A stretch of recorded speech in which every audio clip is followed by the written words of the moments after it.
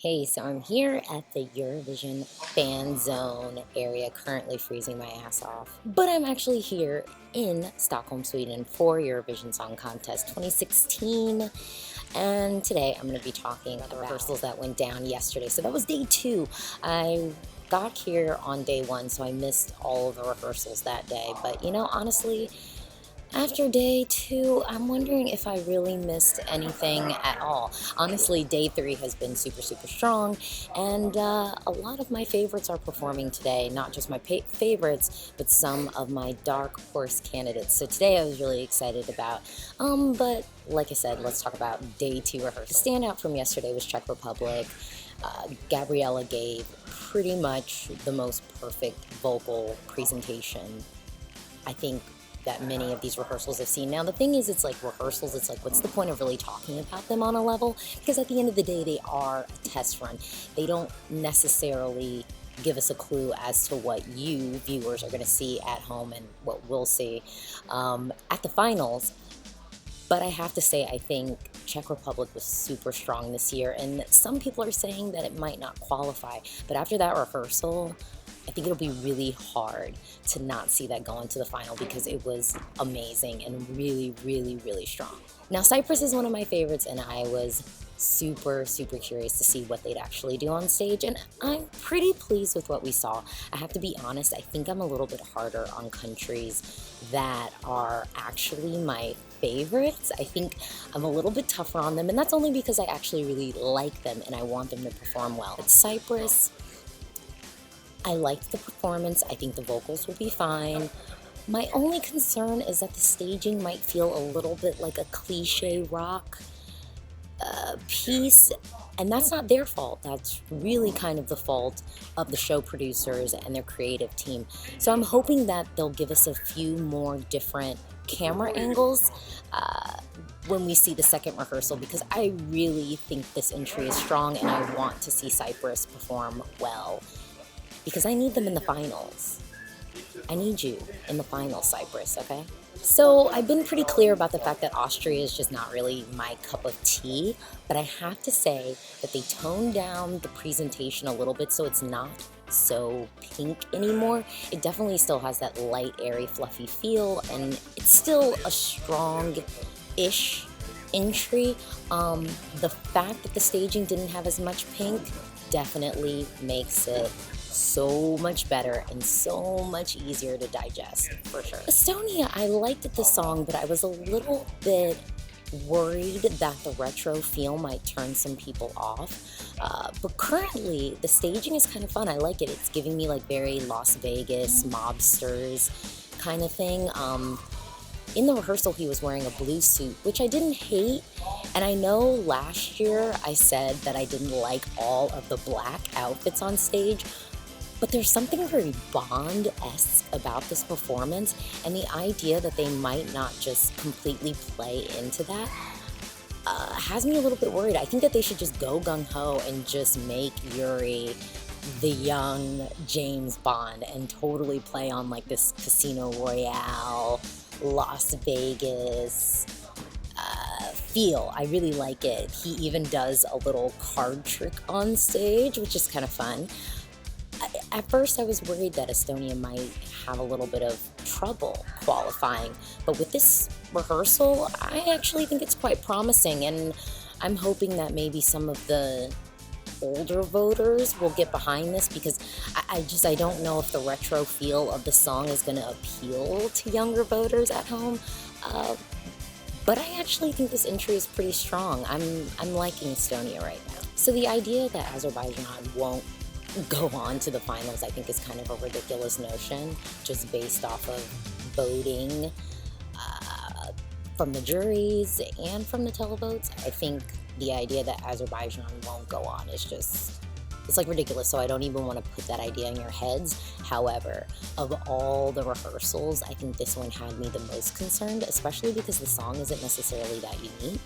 The song isn't necessarily something different per se, and it is, in a sense, it is a little bit middle-of-the-road pop thing that you would see or hear on the radio station now, which is a good and bad thing. So with that said, The rehearsal was concerning. The vocals were concerning. The staging is good. The dancing is good. She looks beautiful on stage. But at the end of the day, this is the Eurovision Song Contest, and if you're going to present your song, you need to be able to make sure that you have the vocals to carry that piece to fruition. Poland's entry. The song isn't really anything new. It isn't anything really different. But those vocals are taking it to a place that I think televoters and juries will appreciate, and they'll definitely consider giving the song points.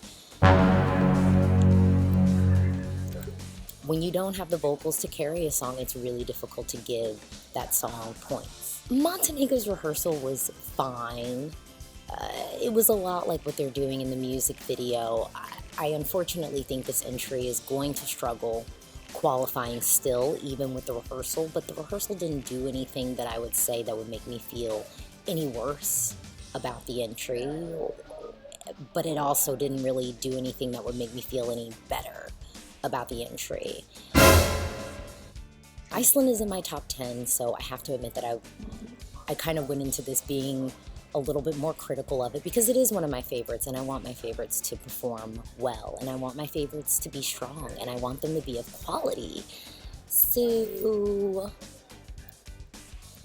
I'm kind of gonna need Greta to be on her mark, and I'm kind of gonna need the camera angles to be reworked and tweaked. There were a lot of technical issues with this performance, and also I have some vocal concerns, but I've expressed those concerns before when it comes to Greta. I think even in the national final, her vocals were a little bit shaky, and again, she's not really doing that much on stage. Yes, she has to be on her mark, but she's not doing any in-depth choreography. Also, I'm slightly concerned because what we're seeing on stage really isn't that different from the national final.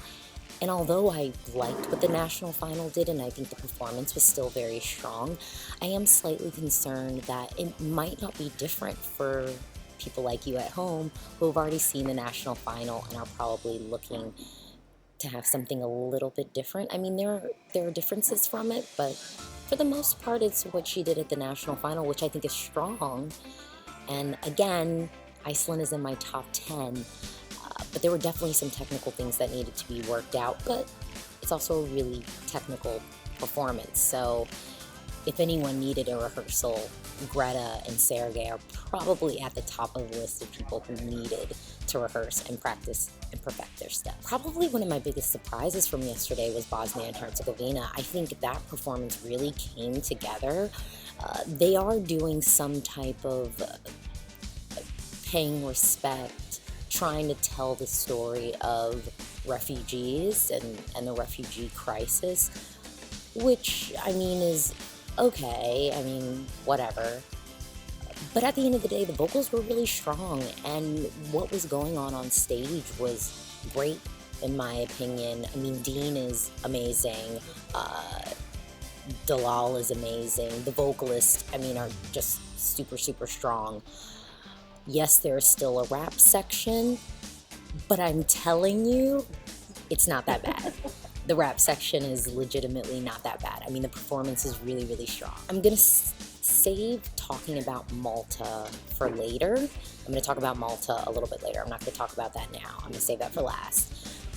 I'm going to say now, here and now, on May 4th, 2016, I finally saw the appeal of Franz's entry, Franz from Sweden. I get it.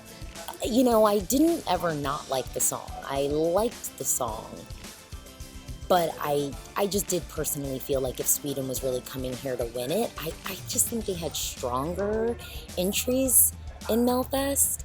That's just my personal opinion. But I get why Franz has a following, and it's okay. It's okay, and I think his performance is really going to take the audience interaction. I think once it is live at the finals, Stockholm, Sweden, Eurovision Song Contest, I think this act is really going to rise to the occasion. Now let's talk about Malta. Malta is in my top 10. It is my number 10. And I believe that it is still probably number 10 for me. If anything, it might be ticked up to number 9, but I feel like it's still solidly at number 10. Ira's going to be having a dress that has a lot of technical stuff in it. Dress, jacket, I don't know what we want to call it. The dress looks huge. It looks really hot, and I think she's going to be on fire. But that's all good and well because she is allegedly going to be taking it off at the end. I mean, we saw her actually do kind of a costume reveal, and I'm thinking underneath she's going to have some bejeweled sequined number, I hope. I think this is going to be good. The dancer that's being featured, there are some moments that it's a little bit confusing as to why he's standing where he's standing. I think that could be tweaked in camera angles. But overall, I think Malta had a good first rehearsal, and I'm really curious to see the second rehearsal. Well, hey, that's it for now. Please follow me on Twitter. I am going to be tweeting about all the rehearsals as I see them. And of course, check out the opinion section on escplus.com because there you'll get a breakdown of all of my thoughts on rehearsals and whatnot. And yes, I am here, Stockholm, Sweden, Eurovision 2016. I'm so excited and I am so ready.